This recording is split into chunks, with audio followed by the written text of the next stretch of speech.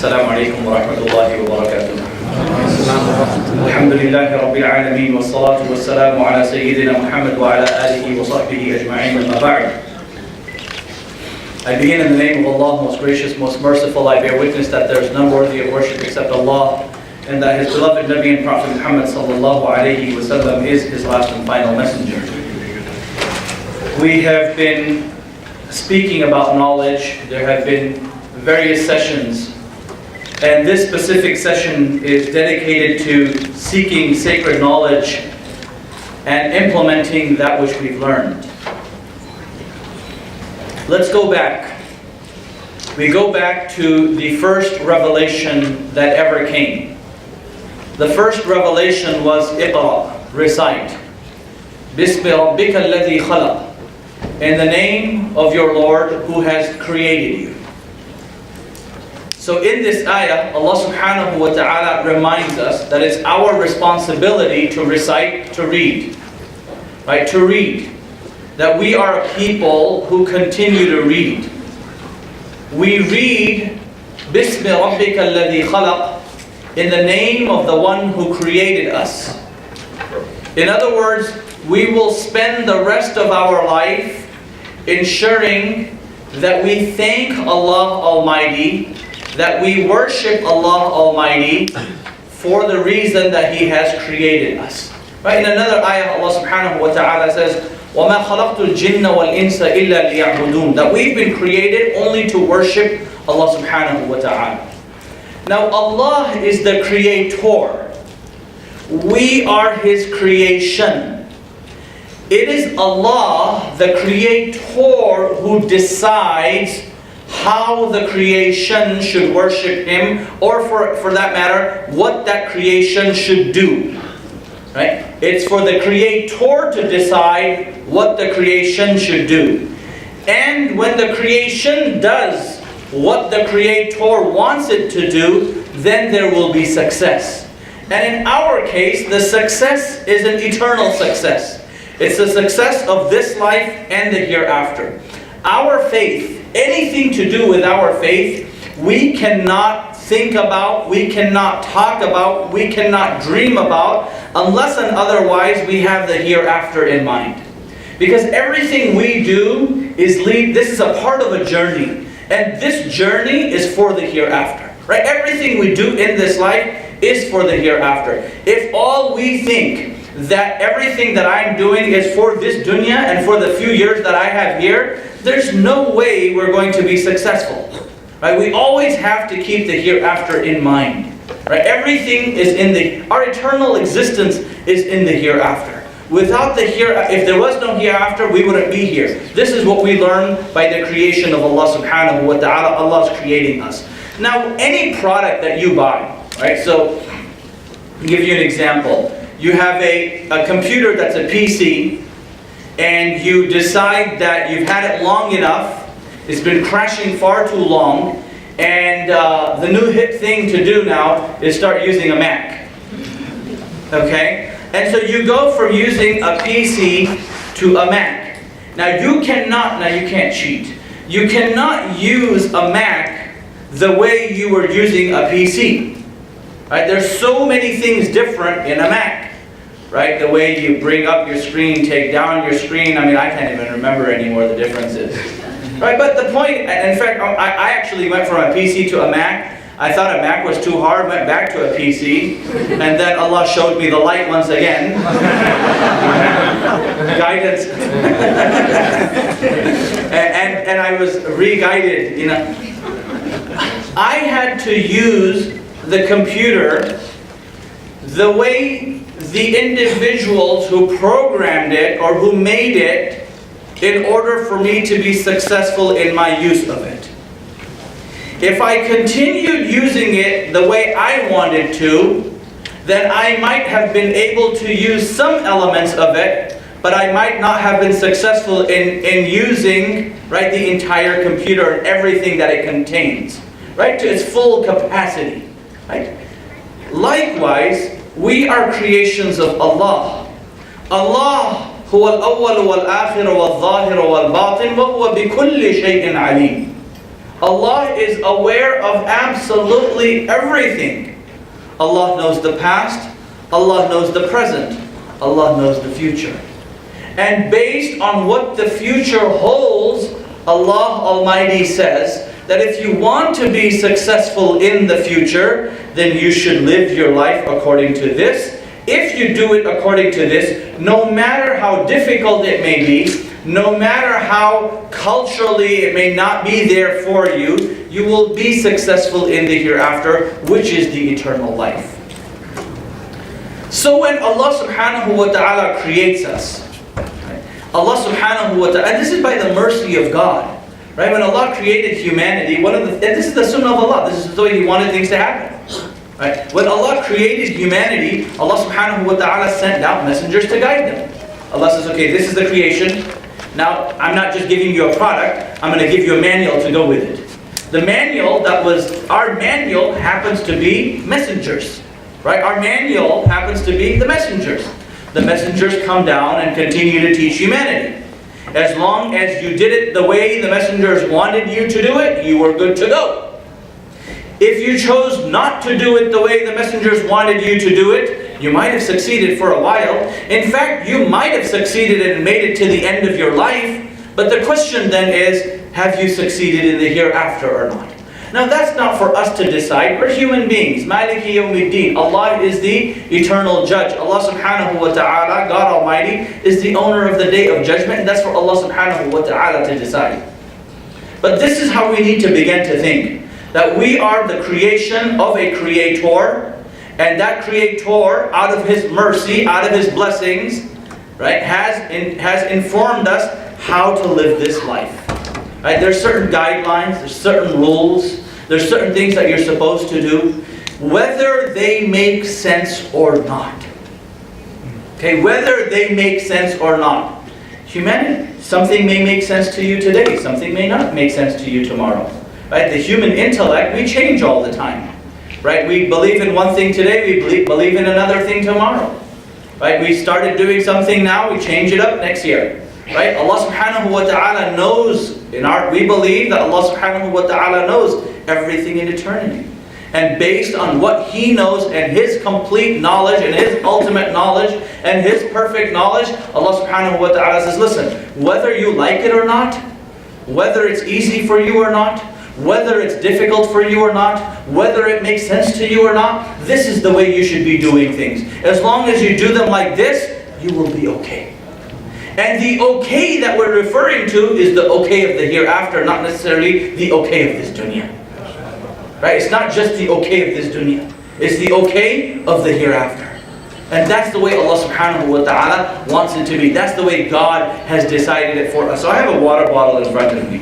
Right? Some years ago, right, if you remember, now some of you may not be old enough to remember, there was no such thing as plastic cups and paper cups. Okay? It was plastic cups. If you went to my ancestral village in India, it was steel cups. Right? And people used them for years. Okay, you had the same cup that got recycled and recycled and recycled, and people kept on using the same thing. Then all of a sudden someone somewhere decided and said, you know, this is too hard, we have to wash all these things, let's go and make disposable products. Right? And so the human mind said, oh, we're amazing, we're going to make disposable products. Well, we started making disposable products that happen to be bad for the environment. Right? We really damaged the environment by the time we figured out styrofoam is not good for us. And even after we figured out that styrofoam is not good for us, people still continue to buy styrofoam because it's cheaper. Then you have water bottles, right? People say, now there's a sign here. There's a little thing. This is how Kirkland Signature sells its water to you guys and dupes you. It says bottle, and someone left this water here, I didn't plan to say this. Bottle made with 50% recycled plastic. Right? They're making you feel good. No, they're making you feel good. Because for years, they thought the better the plastic, the nicer the bottle, right? The better it was, all the shape stayed. If you pressed on it, you know, it wouldn't like leave a crease inside. And so they made nice big thick bottle until they realized, oh my God, these bottles are not good for the environment. Oh my God, we can actually take these and recycle these bottles. That's the human intellect. Now all of a sudden they're telling you, and we actually have a thing at Zaytuna College, that when we have events at the college, all the students are required to bring their own utensils. We don't have paper cups and paper plates. Every student comes in with their own glass plate and their own forks and spoons. And everyone uses their own dishes to eat and then takes it back with them to their apartments and washes it. So we don't have to go through this whole issue of, don't worry, we won't do that at a fundraiser that we host. So that's the human intellect. We change. Right? The complete knowledge of Allah subhanahu wa ta'ala doesn't change. And that's when we decide at some point that I do want to worship Allah. I do want to be in good books with Him. I do want to please Allah subhanahu wa ta'ala. I do want to benefit myself in this world. I do want to benefit myself in the hereafter. I do want a good eternal hereafter. I do want to go to paradise. I want to protect myself from the fire of hell. Because these things are very real. Right? If you didn't believe in it, you wouldn't be here. If you don't believe in it, then what I'm saying makes no sense to you.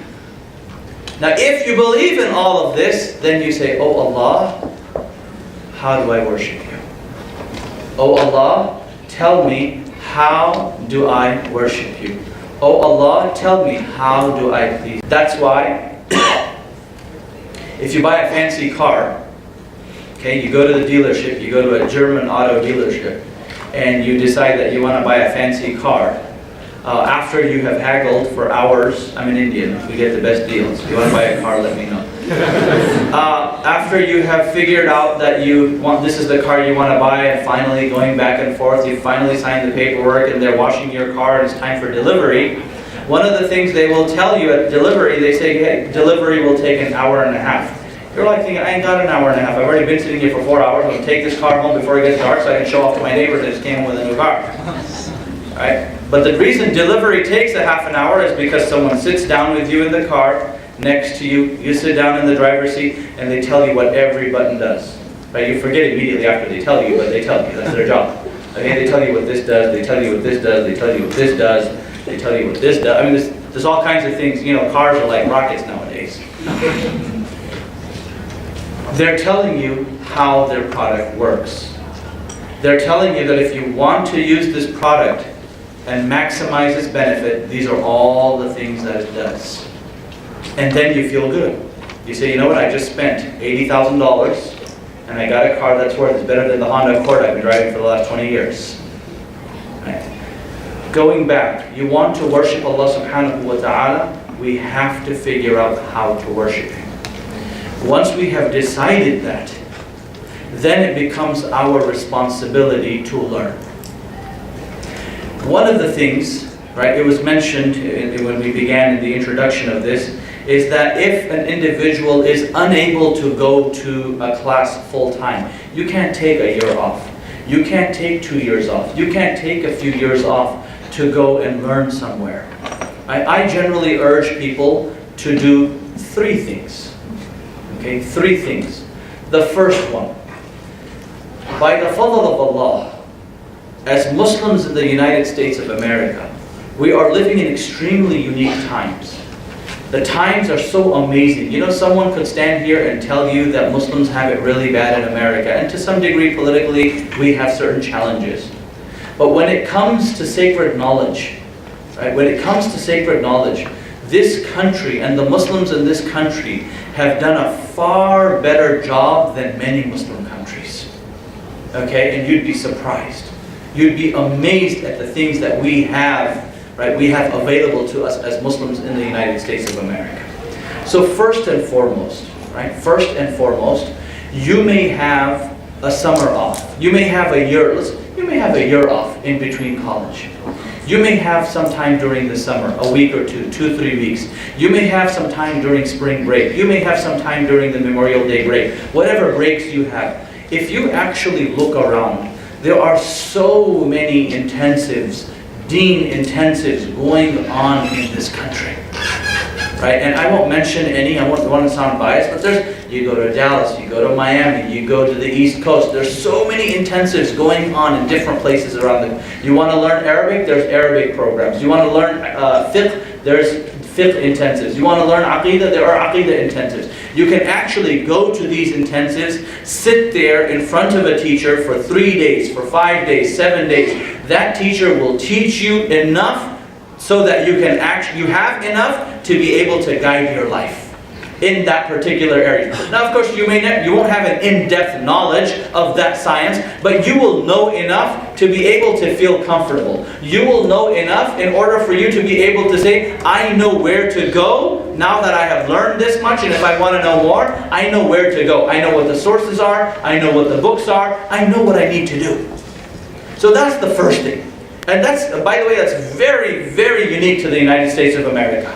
Many Muslim countries have not mastered this. You can go anywhere around the country and there's all kinds of intensives. So I would urge you, if you are a serious student of sacred knowledge, and you, for whatever reason, are unable to take time off to go elsewhere to study for a long period of time, find these intensives and go there with the intention to learn. Let me tell you, I have been to so many different places around the country, and there's so many different people that I get to meet who've been to some intensive somewhere. Maybe here, maybe there, maybe there. And all of this collectively put together has made them amazing individuals. Today is a conference.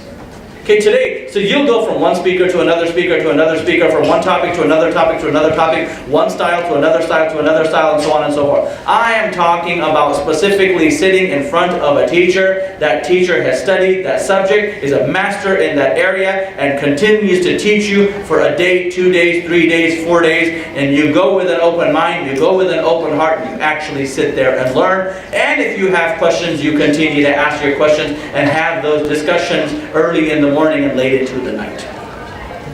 So that's the first one that we are able to benefit from.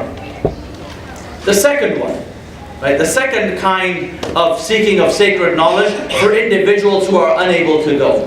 You know, I have seen that in every city, in every town, there are so many classes that are going on the weekends. Right? You have it in Seattle, right here in Seattle. Right? You have institutions, mihrab for example. You have institutions, right, that are teaching Saturday mornings, 3 hours.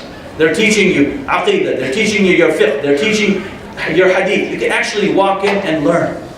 Now you will never be able to learn if you just want to have a feel-good moment, because a lot of people are about feeling good. Right? It's all about, as long as you feel good, everything's fine. Okay? It's like getting on a high for a little while. Islam is not getting on a high. You know, Shaykh Hamza says this all the time when individuals come to Zaytuna College. A lot of times people think like, oh my God, I'm going to Zaytuna, Like, I'm going to see Shaykh Hamza every day. It ain't going to happen. Okay, Shaykh Hamza teaches one class during the course of the year. He comes in, he teaches. He has a TA that does all the work for him. He just does all the teaching and he's gone. Right? He's on the job of a college president is not necessarily to teach. It is to raise money. Who said manage? No, they don't manage. They hire people to do that. It's for you. Shaykh Hamza, all we have Shaykh Hamza for is to raise money for us. That's the only thing we're counting on him for. And you know what I'm saying. Shaykh Hamza says this all the time. That don't think you're coming to Zaytuna, you're going to be like on this high, like Dean high. Faith high is all going to be good, you know? You roll your eyes all the time. It's hard. No, seriously. It's hard work. If you actually get onto Zaytuna videos, if you decide to come there and check it out as a prospective student, the first thing any teacher or any student will tell you, it is hard work. Zaytuna College is not easy. Right? So if you want just to feel good, you know, then just go to feel good lectures. Where the speaker will make you feel good. And you go home feeling good. Right? No, I'm serious. Right? People go online. You know, a lot of us are just Facebook Muslims. Right? We just like statuses. We cut and paste statuses. All we need is 1 or 2 good Muslim individuals who can do some really nice inspirations and put up a really nice good status so people can like it and feel good. Now, I'm not saying that wrong. Don't get me wrong. Right? That's good. You can feel good all you want in the world. But that's not necessarily going to teach. It'll make you a good individual. It'll make you a happy individual. It'll help you relieve some of your stress. It may remove some of your difficulty. It may give you a good life. But if you really, truly want sacred knowledge, that's not how it's going to happen. right? You can't simply go online and attain sacred knowledge. Right? That's why there's an adab to attending sacred knowledge. I was just reminded by the brother here, right? When Musa alayhi salatu wasalam went to Allah subhanahu wa ta'ala, the first thing, فَخْلَعْنَ عَلَيْكَ. Take your shoes off. Now I'm not telling you to take your shoes off. But when you're in a gathering of sacred knowledge, there's a certain adab.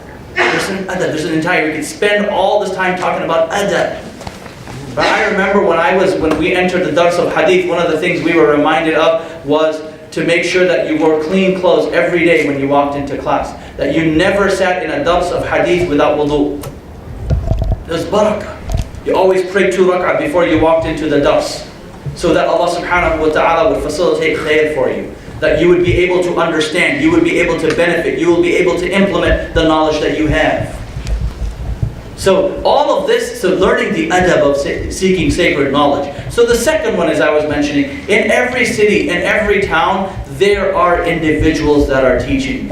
But you know what? This may not be a celebrity sheikh, this may not be some celebrity institution, this may be some hole in the wall somewhere, and we have a hard time, many of us.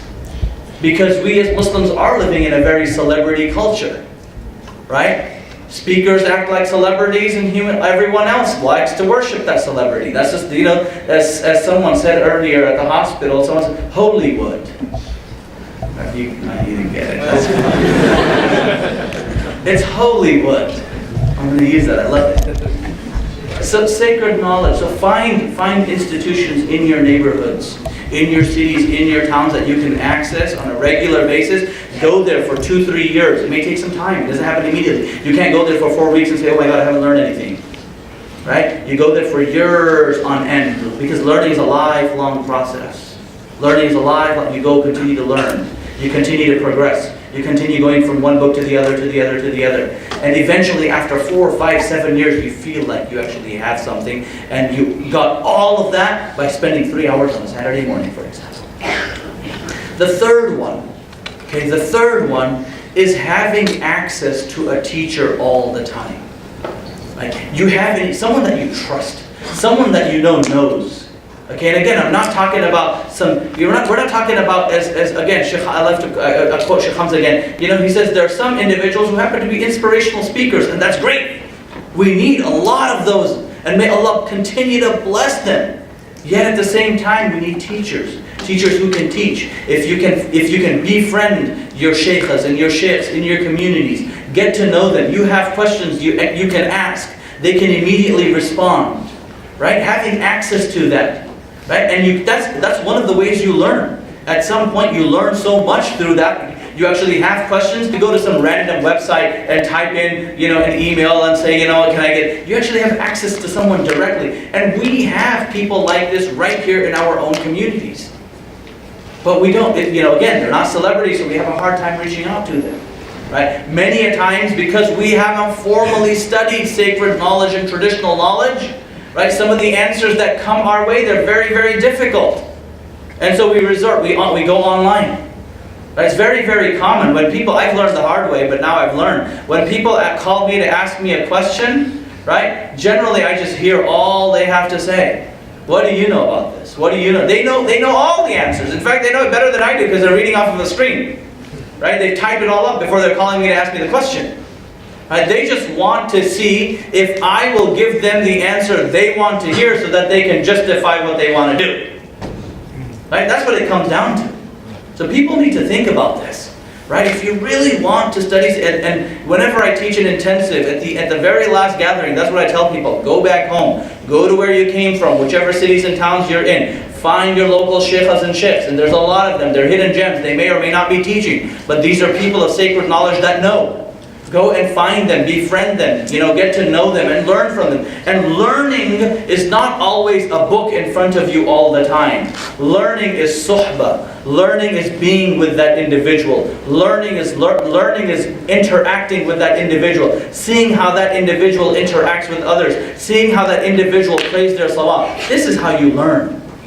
Right? That's the Sahaba were called Sahaba because they had suhbah of the Messenger sallallahu alaihi wasallam. The Sahaba didn't sit around like with a book, and the Prophet didn't formally sit down all the time and say, okay, Saturday morning, 6 o'clock, we're going to have a class show up. Right? Saturday mornings we have a class show up. That's not how it worked. right? They just lived with the Prophet. Anytime something came up, the Prophet shared. And this is what happens. This is what happens. I had the honor and the opportunity to spend a little bit of time with some of my teachers. And though we had some formal classes, I can tell you that I learned far more for some of my teachers simply by spending time with them. And spending time literally meant just kind of being with them all the time at every given opportunity. Just to see how they did things. Just to see how they interacted. Just to see, when I went to Hajj, I went with one of my teachers just to see how he was performing Hajj. Because Hajj for me was nothing but a book. Right? It was nothing but a book. And sometimes when I don't know, I quickly Google the question, look it up and say, okay, what does Fiqh say about this? Right? So we really need to, and by the way, Google is totally not reliable. Okay? No, really. Because honestly, like I could make up any website that I want. Right? And I could write on there whatever I want. And just put it up there, and there's all these people. I could call it like, coffeeshopfatwa.com. Sorry? Hollywood, yeah, hollywoodfatwa.com. And I could like put a picture of all these bearded people up there, like mashallah, all these sheikhs up there, and like make it look like a genuine website. I could like do all kinds of stuff. People start believing anything. This kind of stuff, people like bring me stuff and say, oh, look at this, what it says online. Really? Right? The most classical texts, the books of fiqh, are not online. Okay, these are texts in other languages that we translate, and a lot of them are slowly being translated. And again, I'm not talking about social issues here. Social issues, we may not find the answers in the pious predecessors because our challenges are different there. I'm specifically talking about ibadah and worship. I'm talking about aqidah issues. I'm talking about fiqh, how to pray. Right? Getting through. Imagine this for a moment. We pray. MashaAllah, we all pray 5 times a day. Okay? Getting through 2 rak'ahs of prayer. 2 rak'ahs of prayer. Right? And thinking about nothing but Allah throughout the entire prayer. Just imagine, this is an exercise. It's an exercise.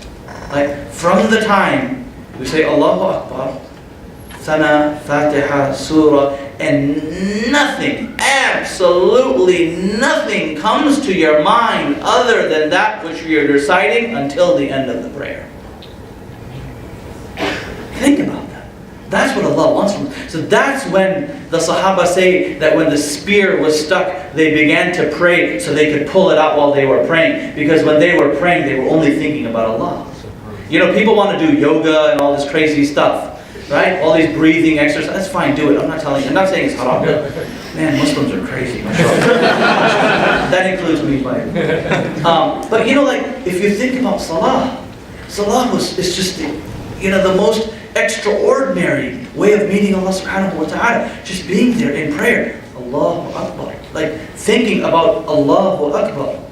Right? Alhamdulillahi Rabbil. Like literally going from ayah to ayah, thinking about the ayah, understanding the ayah, moving from, going to the surah, إِذَا زُلْزِلَتِ الْأَرْضُ زِلْزَالَهَا وَأَخْرَجَتِ just going through the entire prayer until you say Assalamu alaikum wa rahmatullahi, you haven't thought of anything. That's when you're successful. That's where we need to get to. Right? And though we begin by learning how to do these things, but sometimes we feel like, oh no, I know everything. I was raised in a Muslim household and I know how to pray. Right? I was raised in a Muslim household and I know how to fast. Right? There's intricate rules on what makes our ibadah valid or not.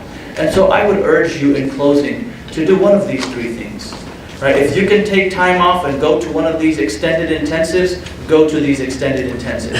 If you have access to classes, regular classes that you go to week after week after week after week for years.